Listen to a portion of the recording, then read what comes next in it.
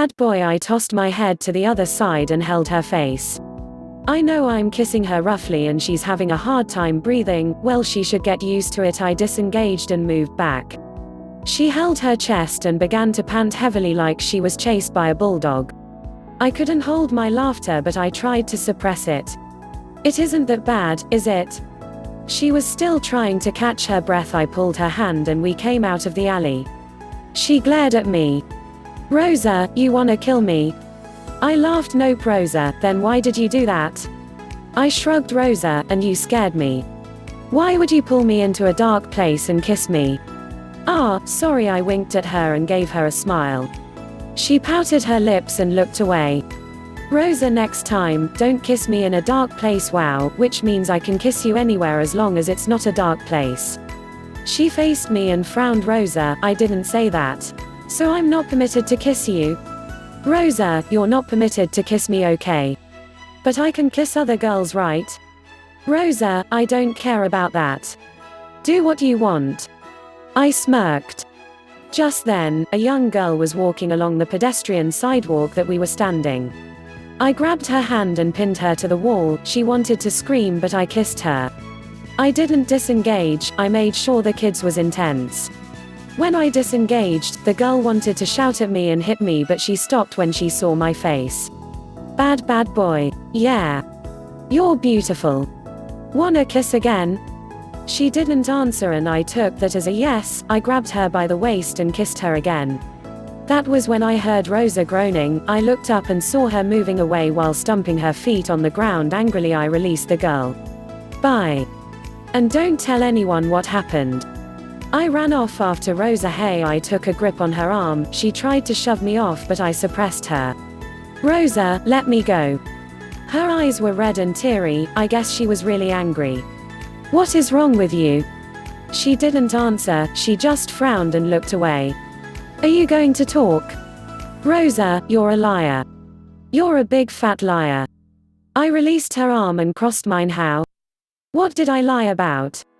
Rosa, you said you liked me. I didn't lie about that. Rosa, then why did you kiss a strange girl in front of me? Who does that, huh? You're so disrespectful. She scoffed and crossed her arms to me. What do you expect me to do? When the girl I like doesn't like me and warned me to not kiss her. Rosa, who told you she doesn't like you and what makes you think she really doesn't want you to kiss her? She glared at me. You like me too? My voice was so gentle and inquiring. Her eyes widened and she gulped down. She suddenly ran past me quickly. I looked back and ran, following her. I reached her and grabbed her, then hugged her from behind. Rosa, hey, why did you run? She didn't answer. We stayed like that for a few minutes. None of us said a word. I rested my head on her shoulder and caressed her hands, which I held forward. I closed my eyes and inhaled her cologne. Rosa, you like me too, right? My eyes were still close. But I desperately wanted her to say yes. If she doesn't, then I won't open my eyes.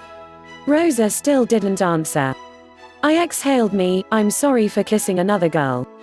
I won't do it again. I promise. I lifted my hand and crossed her chest, drawing her even closer to me. I opened my eyes and looked up. It was getting colder. I released her and pocketed my hands into my jacket. We should get going. I looked at her and she was looking at her fingers and moving them nervously. I looked at her face, not knowing exactly what she's thinking. I then looked forward and took few steps, hoping she would just follow me. Rosa, bad boy, wait. I stopped walking and turned. She sighed and bit her lower lip. Is there something you wish to tell me? Rosa, yes, okay. I moved closer to her. I'm listening. She sighed and looked up at my face.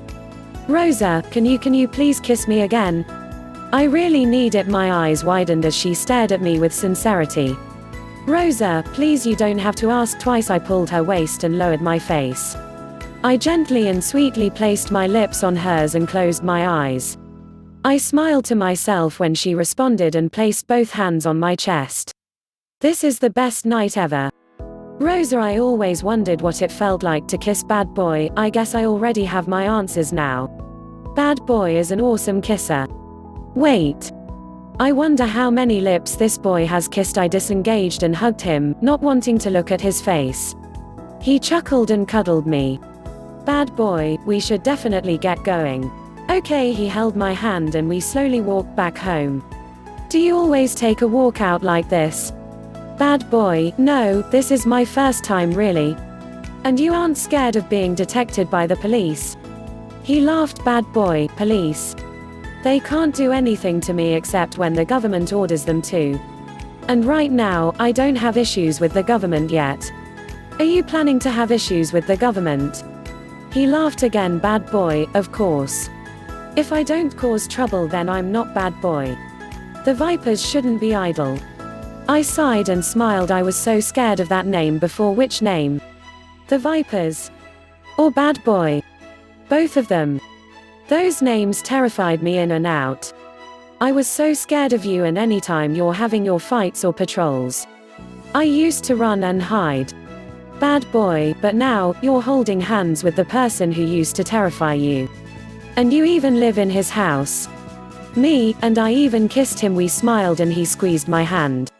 Bad boy, I never thought I'd like a girl once. You're one lucky girl, Rosa. I became lucky the moment you brought me to your house. I faced him and stopped walking. Bad boy, don't make me kiss you again. I smirked and started walking again. Our hands were still together. Bad boy is right, I'm one lucky girl. Bad boy. I walked out of the bathroom and opened my closet. I pulled out black jeans and a black long sleeve shirt which I'm going to fold up. I threw them on the bed and walked to the mirror.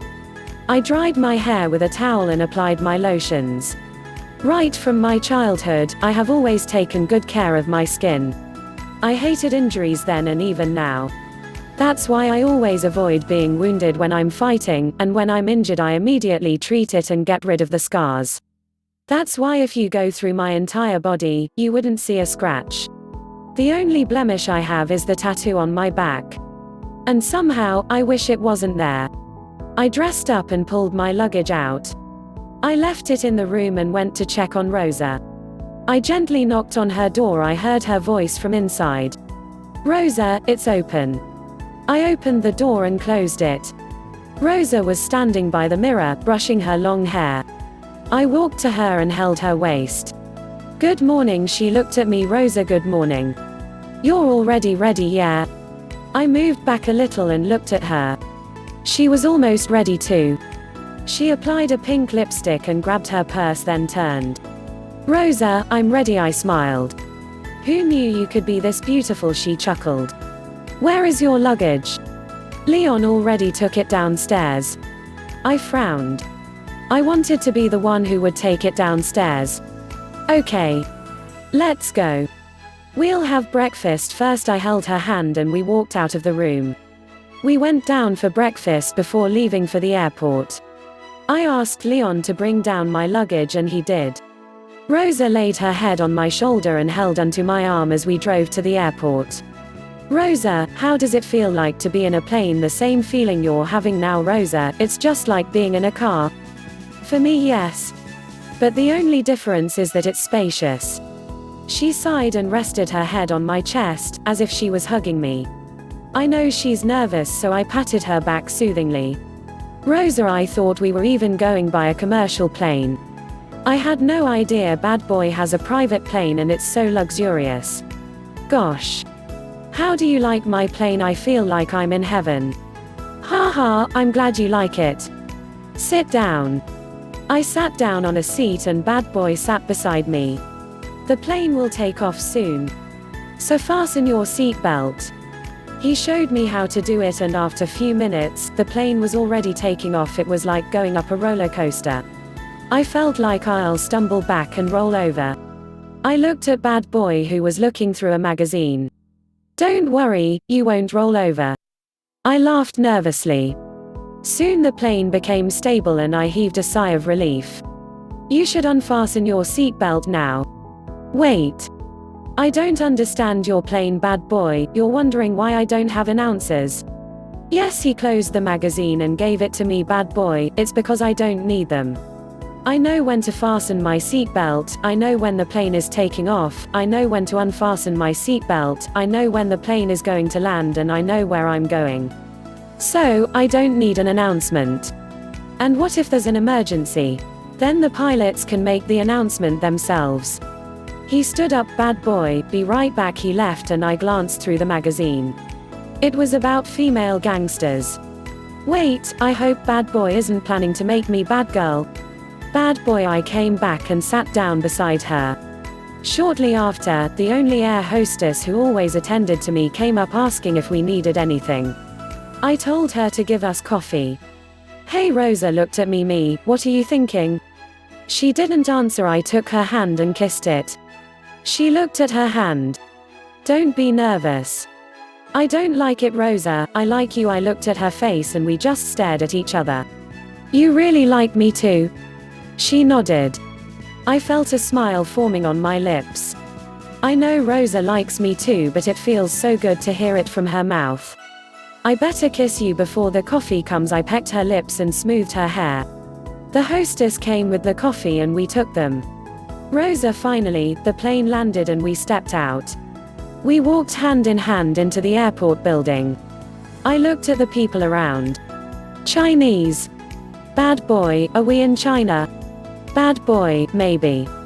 I gasped. We're in China. Whoa. We did all the necessary stuff and entered a car that was waiting for us. I wonder which city we're in. I looked around and enjoyed the view. Soon we drove to a huge mansion. It was partly made of glass and the environment was so green, lots of trees and plants. The air was so nice and the cool breeze shook the trees. The place was also quiet, only the noise if birds were heard. I love this place. He smiled and held my waist as we went into the house. Wow, this house is much more luxurious than the house in Korea. It's so awesome. Bad boy, let's go upstairs. We walked upstairs and he showed me a huge bedroom. It was going to be my room. He then showed me his room. Lastly, he took me to a big gymnasium. It was really large. But unlike the normal gym, this one was different. It was like a training gym for boxers. It was more like a military school gym. There was a boxing ring, a judo mat, some swords, a gun chamber and other wild stuff. Here, take this paper. It contains your training timetable. Every Monday, you're to run 3 kilometers to and from this place. Then you're going to exercise for about 2 hours. After breakfast, you'll practice some kung fu before you learn how to handle a weapon of your choice. In the evening, you'll climb the tallest tree within 30 minutes and climb down within 10 minutes. Before you go to bed, you'll practice your kung fu skills and then cook dinner. What? That's for Mondays. The rest of the days are there in the timetable. Go through them. And you only have today to relax. Training starts tomorrow, which is Saturday. You should go through the activities for tomorrow. He winked and walked away. I looked through the activities and I fainted. To be continued. What do you think, guys, will happen if Bad Boy continued this way? Please watch out for next one.